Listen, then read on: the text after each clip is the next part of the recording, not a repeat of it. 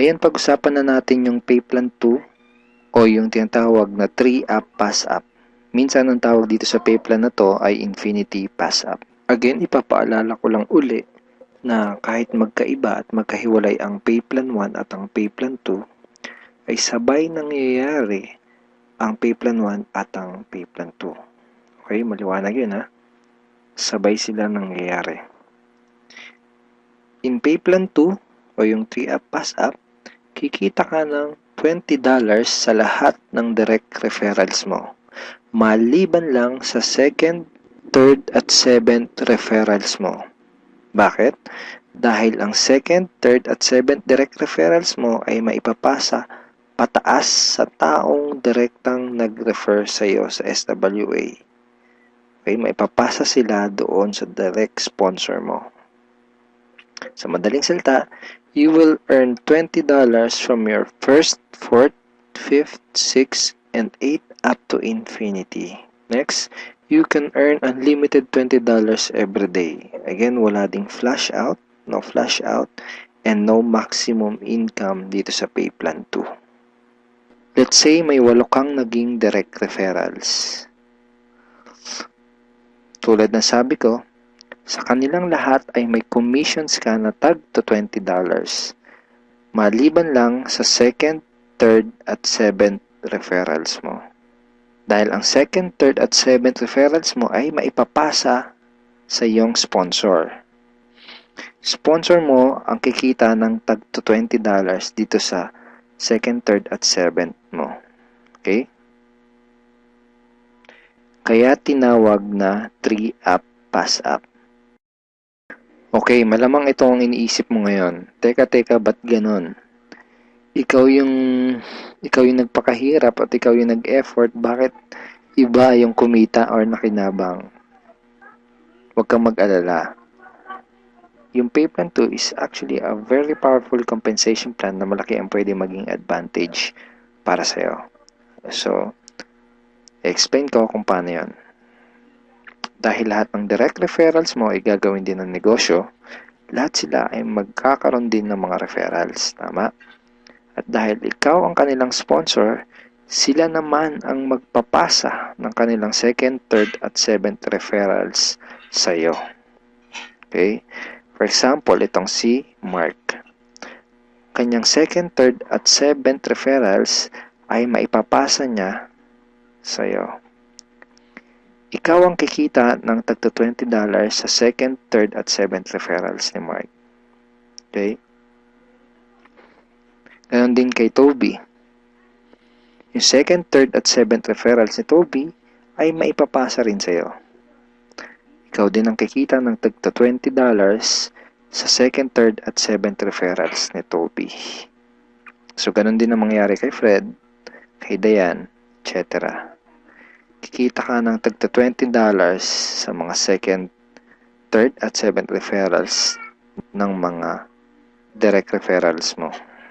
Pati itong mga na-pass up sa'yo, kung mapapansin mo parang naging considered as direct referrals mo na rin sila dito sa pay plan 2. So, pati ang mga yan ay magpapasa ng kanilang second, third, at seventh referrals nila sa'yo. Darating yung time na araw-araw ka nang tatanggap ng mga tag to $20 sa email mo. Dun sa mga $20 na commissions mo, ganito yung email na matatanggap mo from SWA. Okay, see the $20. Just imagine kung gaano kaganda ang gising mo kung sa tuwing umaga at pagbangon mo sa kama at pag-check mo sa computer mo para i-check ang email mo ay hindi mga Facebook notifications ang matatanggap mo, kundi puros $20 in commissions tulad ng mga to. Okay? Sarap ng gising, di ba? So, okay, yan yung mga yan. Parang ganyan yung matatanggap mo. Now, let's try to compute the potential income for this pay plan. Sigurado na may excite ka dito sa mga susunod na ipapakita ko sa'yo. Assuming na mayroon ka lang 3 direct referrals who will pass up their second, third, and seventh referrals to you. Okay? So, 3 na magpapasa ng kanilang 2nd, 3rd, and 7th. So, 3 times 3, that's a total of 9 times $20 yung SWA Pay Plan 2 commission times $20, that's a total of $180. So, in peso, that's 8,100 pesos. Now, yung 9 na yun ay considered as your direct referrals na rin sa Pay Plan 2 lang. Okay? Ibig sabihin, yung 9 na yun ay magpapasa ulit ng kanilang 2nd, 3rd, at 7th sa'yo. So, 9 times 3 equals 27 times $20 commission, that's a total of $540 or 22,680 pesos. Then, yung 27 na naipass up lang sa'yo ay again considered na rin as your direct referral sa Pay Plan 2 ay again magpapasa ng kanilang 2nd, 3rd, and 7th sa'yo. So, times 3 again equals 81 times $20, that's a total of $1,620. In peso, that's 68,040 pesos. And then again, yung 81 na yun, magpapasa up ulit ng kanilang 2nd, 3rd, and 7th. So, times 3, that's a total of 243 downlines times $20, and that's a total of $4,860. 204,120 pesos. So, again, yung 243 na yun, magpapasap ng kanilang 2nd, 3rd, and 7th. That's a total of 729 times $20. That's $14,580. In peso, that's 612,360 pesos. And then yung 729 na yun, magpapass up ulit ng tagtatatlo, yung kanilang 2nd, 3rd, and 7th. So, times 3, that's a total passed up of 2,187 downlines. So, times $20, that's a total of $43,740.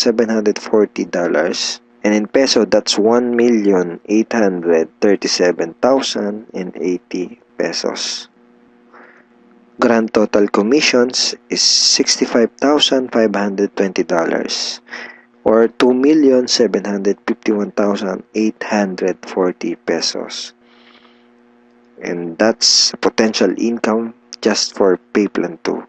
And hindi pa dito nagtatapos yung pwede mong kitain, pero pwedeng mas malaki pa ang iyong kitain kung ituloy-tuloy mo gawin yung iyong SWA business. So I hope na-excite ka dito sa pwede mong kitain dito sa opportunity na to. Okay, so FAQs muna tayo. Yung 2nd, 3rd, at 7th referrals ko ba na naipassed up ay mawawala sa matrix ko? And the answer is no. Passing up only happens in Pay Plan 2 and not in Pay Plan 1. So, yung mga referrals na naipapass up, sa Pay Plan 2 lang yung nangyayari at hindi sa Pay Plan 1. All your direct referrals will stay in your matrix and they will always follow you. Ibig sabihin, yung mga direct referrals mo, intact yun doon sa matrix mo at lagi lang silang magpa-follow sa'yo sa Pay Plan 1. Okay, next question. Pwede bang kumita sa Pay Plan 2 kahit wala akong ma-refer or sales? The answer is no. You only make commissions in Pay Plan 2 when you refer someone. Kita ka lang sa Pay Plan 2 kapag may na-refer ka. Or if your direct referrals pass up their 2nd, 3rd, and 7th to you. In other words, hindi ka kikita sa Pay Plan 2 kung wala kang mga direct referrals. Sa Pay Plan 1 lang posible yung pwede kang kumita kahit wala ka pang na-refer. Pero sa Pay Plan 2, hindi yun possible. Kung may mga additional questions ka pa, at kung may mga part ka na hindi naintindihan doon sa pay plans ng SWA, pwede mo uling panoorin itong mga video na to para mas maintindihan mo ng maigi yung compensation plan or yung pay plans ng SWA. So ngayon, ang pag-usapan natin ay yung mga benefits mo once na maging part ka na ng aming team, yung Team Unstoppable Internet Entrepreneurs. Once na maging part ka na ng team, ito yung mga training resources na makukuha mo. Magkakaroon ka ng access sa mga training resources na to.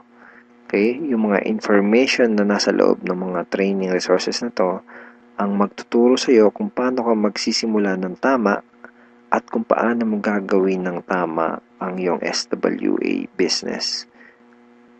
So, once na maging member ka na ng SWA at maging part ka ng aming team, magkakaroon ka ng 100% access sa mga training resources na to. So, ano-ano ba yung mga nasa loob ng training resources na to? First is yung Team Unstoppable Internet Entrepreneurs Handbook. So, ito yan. Ito yung Internet Entrepreneurs Handbook. Nandito sa ebook na to, yung tinuturo namin na 3 strategies of promoting your business on the internet. Bakit 3 strategies? Kasi yung isa pang beginner, yung isa pang intermediate at yung isa ay pang advanced. So kahit first timer ka pa lang at kahit wala ka pang background sa industry na to, ay meron kami nakahandang trainings para sa iyo at para matulungan ka magkaroon ng tamang start sa business mo. Next is yung how to handle prospect objections. Okay, ito yan. Ito yung loob niyan. Basically, sa business na to, yung mga magiging prospects mo ay magkakaroon ng mga questions once na makita nila yung opportunity. And it's very important na alam mo kung paano sasagutin ng tama yung mga tanong nila. Most networkers ay nagfe-fail dahil hindi nila alam kung paano sasagutin yung mga question ng prospects or yung mga objections ng kanilang prospects. Okay, next is yung Ninja Network Marketing Scripts. How to talk to your leads and prospects on the phone. Okay, ito yun. Basically, these are sets of scripts na magagamit mo kapag kakausapin mo yung mga prospect mo sa phone or sa chat, pwede rin sa chat or one-on-one. Kung ikaw ay call center agent, I'm sure familiar ka sa mga scripts. Next ay itong how to sponsor your circle of influence properly. Okay, ito yun. Okay. So, ituturo din namin sa iyo kung paano mo i-approach ng tama yung mga kaibigan, kakilala at kamag-anak mo. Dito mo matututunan, dito sa ebook na to, mo matututunan kung paano sila i-approach ng tama. Okay? Ayan. May mga sample email din yan na pwede mong isend sa mga kakilala at kaibigan mo. It's a step-by-step training ebook. Okay? Tignan mo step 2. So, isa to sa mga step-by-step na mag-guide sa'yo kung paano mo gagawin yung negosyo mo ng tama kung first time mo pa lang papasok sa ganitong klase ng business. And next ay itong how to create your automatic recruiting system, the 3M system blueprint. Basically, this is a video tutorial. Paano gumawa ng website na tutulong sa'yo para i-promote ang iyong business. Matututunan mo kung paano ka gagawa ng ganitong klase ng website. Ito yung website na tutulong sa iyo para mas mapadali mong gawin ang iyong SWA business.